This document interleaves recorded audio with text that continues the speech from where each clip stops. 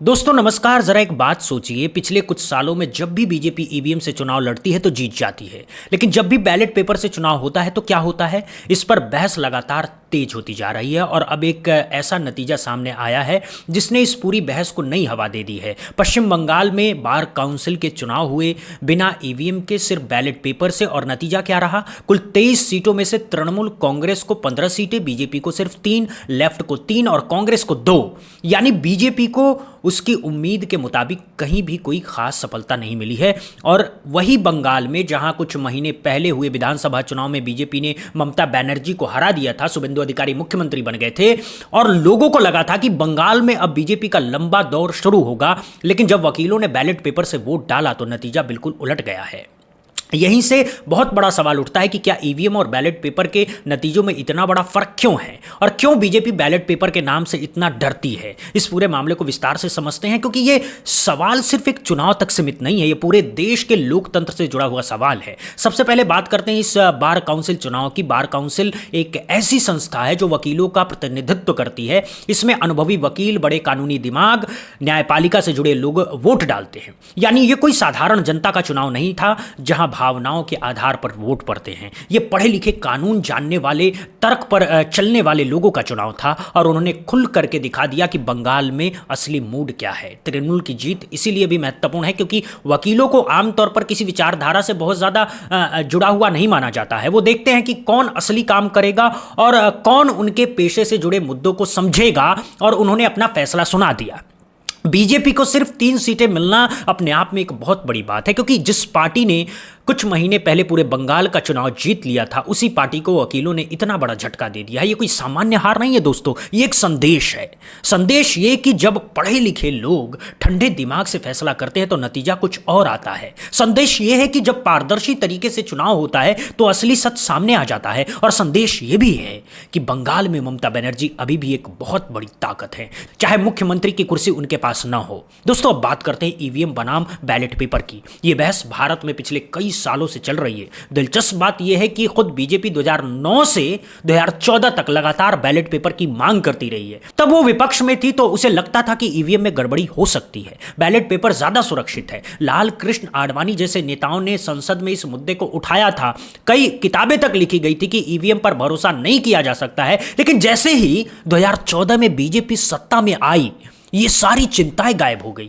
जो ईवीएम पहले खतरनाक लगती थी वो अब पूरी तरह से सुरक्षित लगने लगी। जो बैलेट पेपर बेहतर लगता था वो अब बेकार लगने लगा। यही राजनीति की सबसे बड़ी विडंबना है दोस्तों। कल तक जो सही था आज गलत है, कल तक जो जरूरी था आज बेकार है। सब कुछ इस बात पर निर्भर करता है कि आप कुर्सी पर हैं या कुर्सी के नीचे। इस दौरान बहुत सारे सवाल भी उठे हैं ईवीएम पर। दुनिया के कई देशों ने ईवीएम का इस्तेमाल बंद कर दिया है। जर्मनी ने बंद किया, नीदरलैंड ने बंद किया, आयरलैंड ने बंद किया, इटली ने बंद किया, और अमेरिका के कई राज्यों में भी बैलेट पेपर का इस्तेमाल होता है।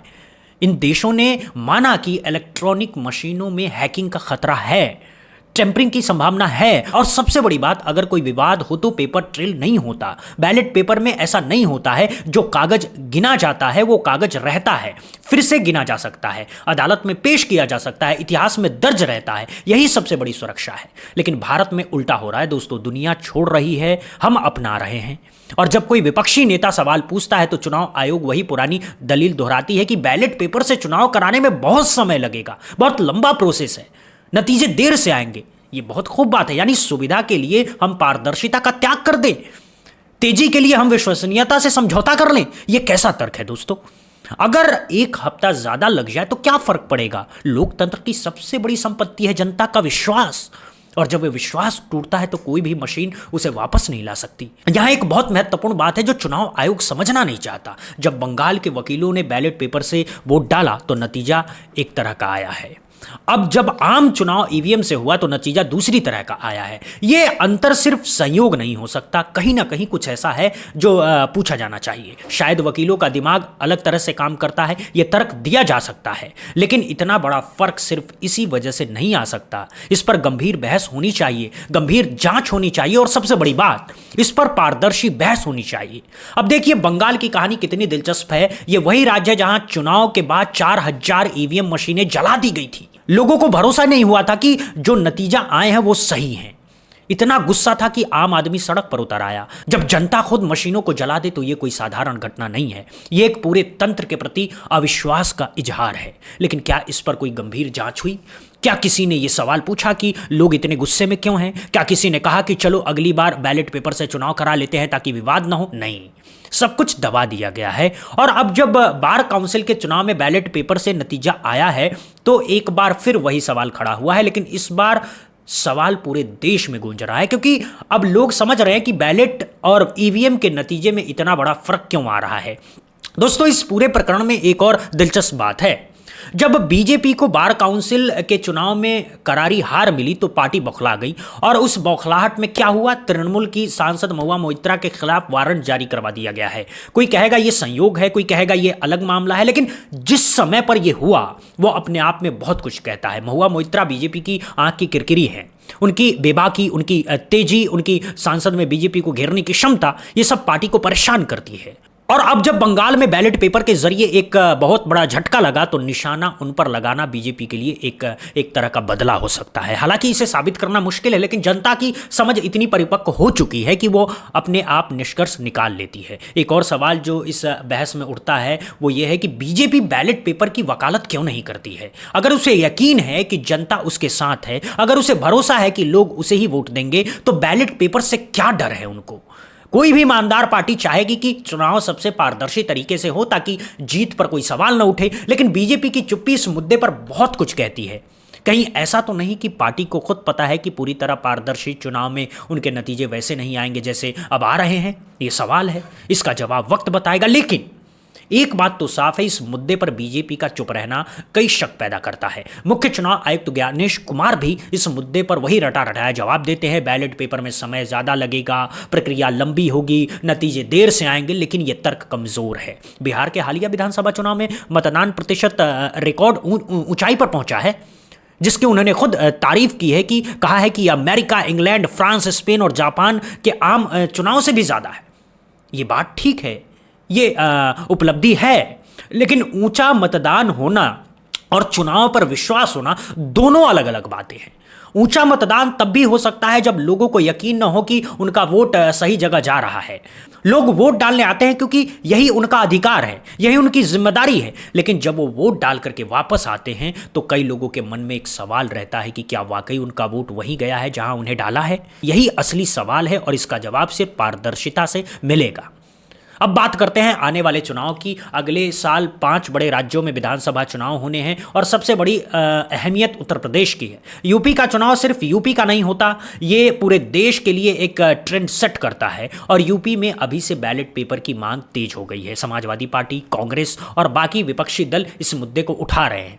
लोगों में भी जागरूकता बढ़ रही है, सोशल मीडिया पर लगातार बहस चल रही है। यूपी में SIR यानी कि वोटर लिस्ट का विशेष पुनरीक्षण भी हो चुका है, जिस पर विपक्ष ने कई सवाल उठाए। कई इलाकों से खबरें आई कि नाम गायब हो गए, फर्जी नाम जुड़ गए, बूथ बदल गए। ये सब मिलकर के एक ऐसा माहौल बना रहे हैं जहां चुनाव प्रक्रिया की विश्वसनीयता पर सवाल उठ रहे हैं। और अगर इन सवालों के बीच फिर से ईवीएम से चुनाव हुआ तो नतीजों को स्वीकार करना जनता के लिए मुश्किल हो जाएगा। इसीलिए बैलेट पेपर की मांग और तेज हो रही है। लेकिन क्या यह मांग सुनी जाएगी, ये देखने वाली बात होगी। यहां असली सवाल विपक्ष के सामने है। क्या विपक्ष इस मुद्दे पर एकजुट होकर के लड़ेगा? क्या राहुल गांधी, अखिलेश यादव, ममता बनर्जी, केजरीवाल, स्टालिन ये सब मिलकर के एक स्वर में बैलेट पेपर की मांग करेंगे? क्या ये लोग सड़क पर उतरेंगे? क्या सुप्रीम कोर्ट में एक साथ याचिका दाखिल करेंगे? क्या चुनाव आयोग पर इतना दबाव बनाएंगे कि उसे झुकना पड़ेगा? ये सारे सवाल विपक्ष के सामने हैं, क्योंकि सच्चाई यह है कि जब तक विपक्ष एकजुट होकर के नहीं लड़ेगा तब तक कुछ नहीं होगा। अकेले अकेले बयान देने से कुछ नहीं होगा, 1-2 प्रेस कॉन्फ्रेंस से कुछ नहीं होगा। इसे एक जन आंदोलन बनाना पड़ेगा। जब हजारों लोग सड़क पर उतरेंगे, जब सरकार और चुनाव आयोग को झुकना पड़ेगा। भारत का इतिहास इस बात का गवाह है दोस्तों, जब भी कोई बड़ा बदलाव हुआ है वो जनता के दबाव से हुआ है। लेकिन विपक्ष की स्थिति देखें तो निराशा होती है देख करके। हर बार चुनाव के नतीजे आने के बाद रोते हैं कि ईवीएम में गड़बड़ी हुई, लेकिन चुनाव से पहले कोई गंभीर आंदोलन नहीं करते हैं। यह कैसा तरीका है? पहले सोए रहे, फिर हार गए, अब रो रहे हैं। यही तरीका अगर अगले चुनाव तक जारी रहा तो वही होगा जो पिछले चुनाव में होता आया है।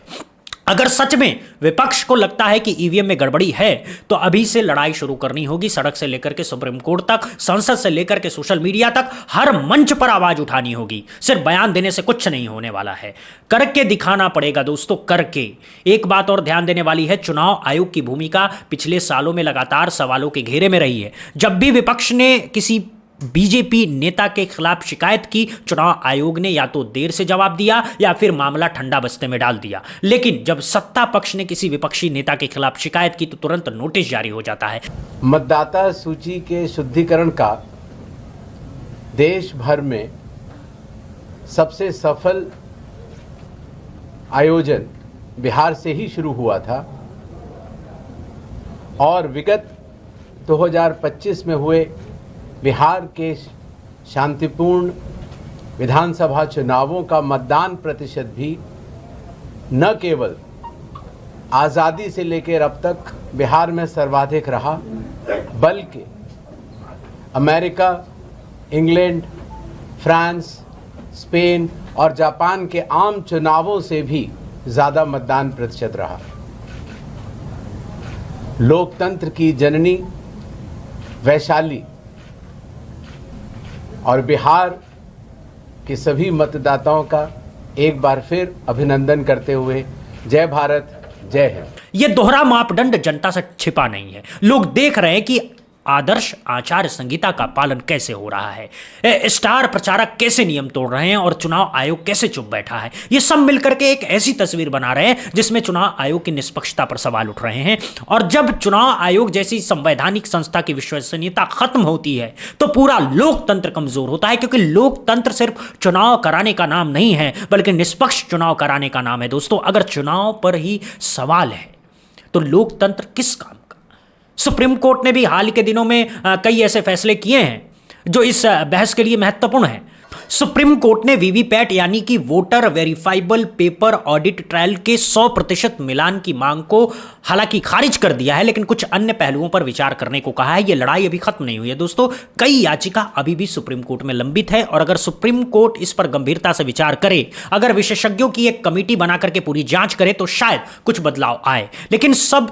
लेकिन यह सब तभी होगा जब लगातार दबाव बनाया जाए। बिना दबाव के कोई भी संस्था अपनी आदतें नहीं बदलती। इस पूरे प्रकरण का एक और पहलू है जो बहुत महत्वपूर्ण है, जनता का अपना रोल। अंत में तो जनता ही है जो फैसला करती है। अगर जनता ने ठान लिया कि उसे बैलेट पेपर चाहिए तो कोई ताकत रोक नहीं सकती।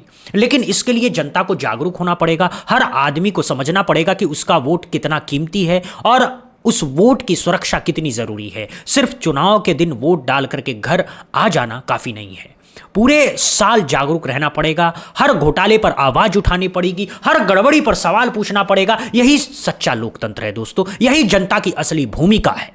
बंगाल के बार काउंसिल के नतीजे इस लिहाज से एक अच्छा उदाहरण है। जब जागरूक लोगों को बैलेट पेपर से वोट डालने का मौका मिला तो उन्होंने अपना असली दिल दिखा दिया है। नतीजा वैसा नहीं आया जैसा सत्ता पक्ष चाहता था और यही असली लोकतंत्र है। जब हर वोट का असली मूल्य होता है, जब हर वोटर को यकीन होता है कि उसकी आवाज सुनी जाएगी, तब लोकतंत्र मजबूत होता है। अब सोचिए, अगर सिर्फ 23 सीटों के छोटे से चुनाव में इतना बड़ा फर्क आ जाता है तो पूरे देश के चुनाव में क्या होगा?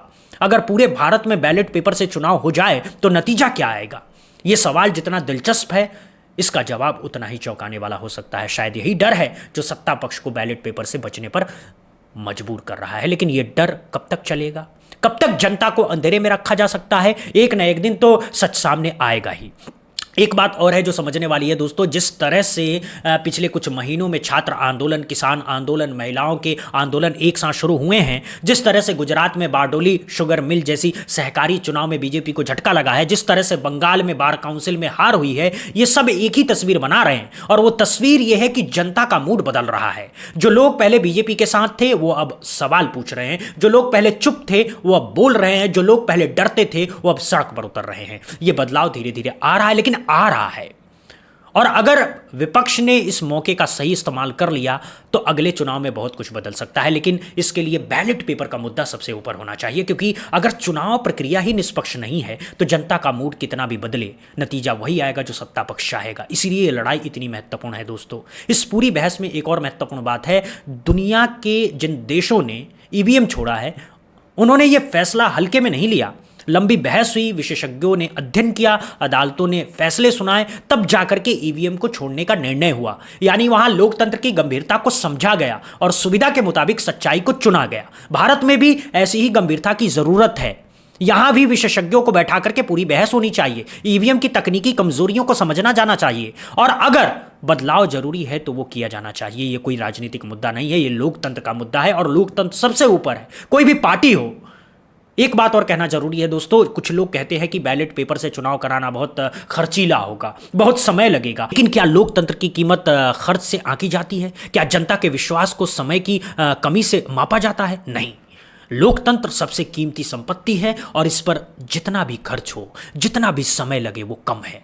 बांग्लादेश जैसा छोटा देश बैलेट पेपर से चुनाव कराता है, पाकिस्तान बैलेट पेपर से चुनाव कराता है, अमेरिका के कई राज्य बैलेट पेपर का इस्तेमाल करते हैं, तो भारत क्यों नहीं कर सकता? हमारे पास तो और भी ज्यादा संसाधन हैं, और भी बड़ी क्षमताएं हैं, बस इच्छा शक्ति चाहिए। और यही इच्छा शक्ति गायब है सत्ता पक्ष में। इसीलिए विपक्ष को यह लड़ाई लड़नी होगी, इसीलिए जनता को इस मुद्दे को समझना होगा, इसीलिए हर एक नागरिक को अपनी भूमिका निभानी होगी। कल जब आप वोट डालने जाएं तो सोचिएगा कि क्या आपका वोट सच में वहीं गया जहां आपने डाला है। अगर आपको यकीन नहीं है तो आवाज उठाइए, सवाल पूछिए, अपने नेताओं से मांग कीजिए कि बैलेट पेपर से चुनाव हो। यही सच्चा नागरिक धर्म है। इस पूरे प्रकरण का अंतिम सबक यह है कि लोकतंत्र कोई मुफ्त की चीज नहीं है। इसे बचाए रखने के लिए हर पीढ़ी को लड़ना पड़ता है, हर पीढ़ी को कीमत चुकानी पड़ती है। अगर हमने आज नहीं लड़ा तो आने वाली पीढ़ी हमें कोसेगी। इसीलिए अभी वक्त है, अभी लड़ाई है। बंगाल के बार काउंसिल के नतीजे हमें एक बात याद दिला रहे हैं कि जब चुनाव पारदर्शी होते हैं तो जनता का असली मन सामने आता है। अब ये हम पर है कि हम इस पारदर्शिता को पूरे देश में लागू करवाएं या फिर चुपचाप बैठ करके तमाशा देखते रहें। फैसला हमारा है, समय हमारा है और लोकतंत्र भी हमारा है। इसे बचाना भी हमें ही है।